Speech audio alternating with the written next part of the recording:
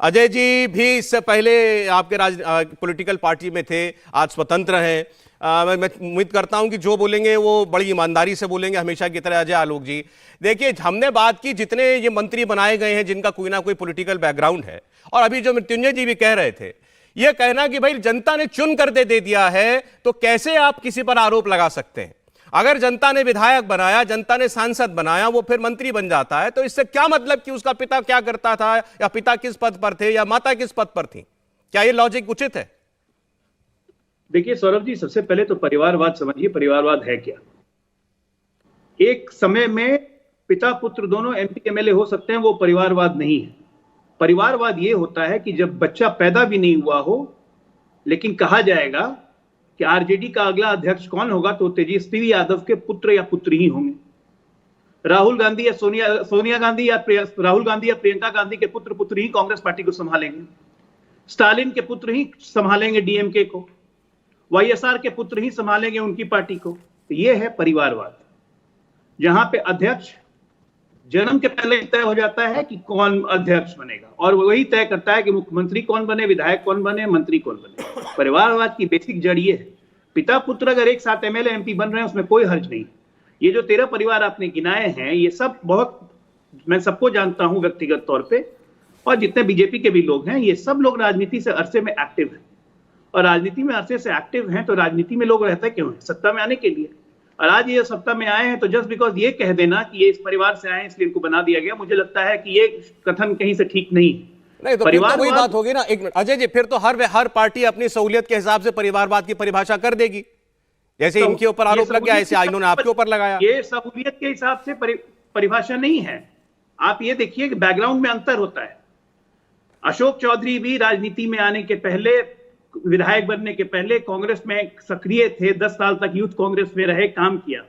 इसी तरह से राजनाथ सिंह के बेटे के बारे में भी यही बताया आपको बीजेपी के प्रवक्ता ने। इसी तरह पंकजा मुंडे का भी इतिहास है, इसी तरह आलोक मेहता का भी इतिहास है। यहां पे दिक्कत कहां है? यहां तेजस्वी और तेज प्रताप ये लोग लॉन्च हुए क्योंकि लालू जी के बेटे थे।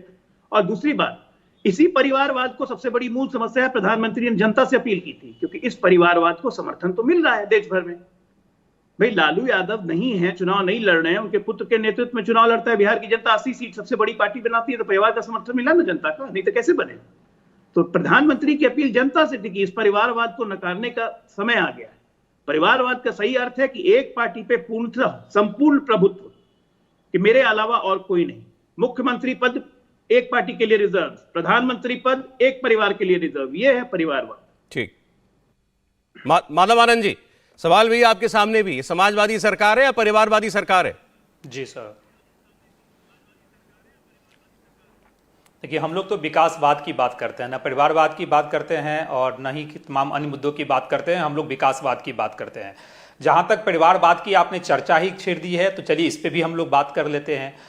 बीजेपी के प्रवक्ता ने परिवारवाद का बड़ा अच्छा परिभाषा दिया है कि बीजेपी में जितने भी लोग हैं जो जिसपे कहीं ना कहीं परिवारवाद का आरोप लग रहा है, तो वो बहुत दिनों से संघर्ष कर रहे हैं, कार्यकर्ता के रूप में काम कर रहे हैं, और इस कारण जो है सो वो राजनीति में बने हुए हैं। राजनीति में कोई भी व्यक्ति आता है तो वो समाज सेवा के लिए आता है, और समाज सेवा के लिए आने के लिए कोई ऐसा रूल्स एंड गाइडलाइंस चुनाव आयोग के द्वारा नहीं दिया गया कि एक परिवार से जैसे 4-5 लोग नहीं आ सकते हैं। इसीलिए सबको अधिकार है, अगर जनता उनको चुन के अपना प्रतिनिधि बनाती है, चाहे वो लोकसभा हो, चाहे विधानसभा हो, विधान परिषद हो, राज्यसभा हो, कहीं भी हो, तो स्वाभाविक है जनता का मैंडेट सर्वोपरि होता है, और जनता का जब मैंडेट मिल गया तो वो कुछ भी बन सकते हैं। अब जहां तक आरजेडी पे जो आरोप लगा, जो अजय आलोक जी ने भी चर्चा की, तो मैं कहना चाहता हूं, आदरणीय लालू प्रसाद यादव जी तो बहुत दिनों से बीमार हैं। आखिर उनके पार्टी को चलाने वाले तो तेजस्वी यादव जी ही हैं ना, तो आखिर इतने बड़े कुनवा को वो चला रहे हैं, लीडरशिप की उनमें क्वालिटी है, तो अगर वो डिप्टी चीफ मिनिस्टर बन गए तो इसमें हाई तौबा क्या मचाने की जरूरत है?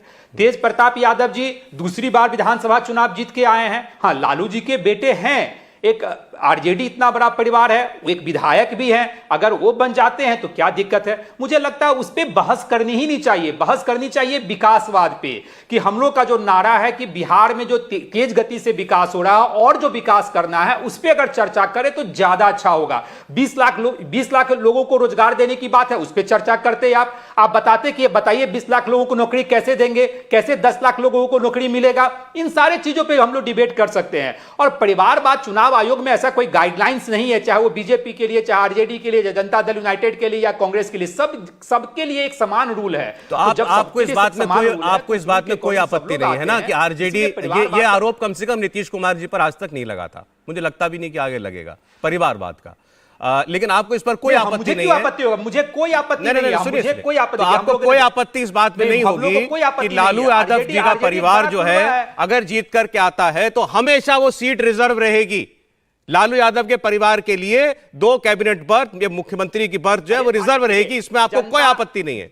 देखिए एक मिनट, सौरभ जी, आखिर तेज प्रताप यादव जी को किसने भेजा है? वहां की जनता ने भेजा है। जिस क्षेत्र से आते हैं वहां की जनता ने उनके भारी मतों से जिताने का काम किया है।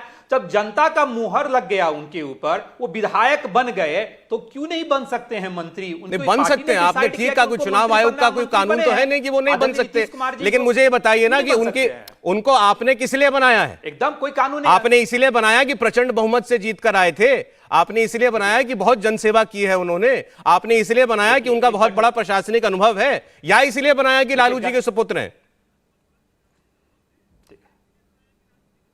देखिए गठबंधन की सरकार है, आपको ही पता है, हर पार्टी का रिप्रेजेंटेशन है, हर पार्टी डिसाइड करती है कि उनके पार्टी से कौन कौन लोग जैसे होंगे, मंत्रिमंडल में सम्मिलित होंगे। उनके पार्टी ने डिसाइड किया, उनकी पार्टी को पूरा अधिकार है डिसाइड करने का, इसमें मुझे कहीं कोई आपत्ति नहीं लगता है। और जहां तक कोई भी मंत्रालय अगर अच्छे ढंग से संभालते हैं, और आपने जिक्र किया कि कितने पढ़े लिखे लोग हैं, तो भाई राजनीति में अगर निकाल लीजिए, बीजेपी का ही अगर लिस्ट जारी कर दें, बीजेपी जो इससे पहले की जो सरकार थी, एनडीए की सरकार थी बिहार में, और बीजेपी की तरफ से जितने मंत्री बने थे, आप उन्हीं का लिस्ट निकाल लीजिए, कितने वेल एजुकेटेड हैं, आपको दूध का दूध पानी का पानी हो जाएगा। मैंने तो एजुकेशन की बात ही नहीं करी, आपको पता नहीं क्यों लगा कि मैंने किसी को अनएजुकेटेड कहा है? मैंने तो किसी को अनएजुकेटेड कहा ही नहीं। आपने बोला कि तेज नहीं, आपने बोला कि तेज प्रताप यादव जी कितने पढ़े लिखे हुए हैं। मैंने नहीं बोला, यही कि लालू, मैंने नहीं बोला एक बार भी, बना दिया। मैंने एक बार भी नहीं बोला। आप इस डिबेट को दोबारा सुनिएगा, मैंने उनकी शैक्षणिक योग्यता के बारे में एक शब्द नहीं बोला,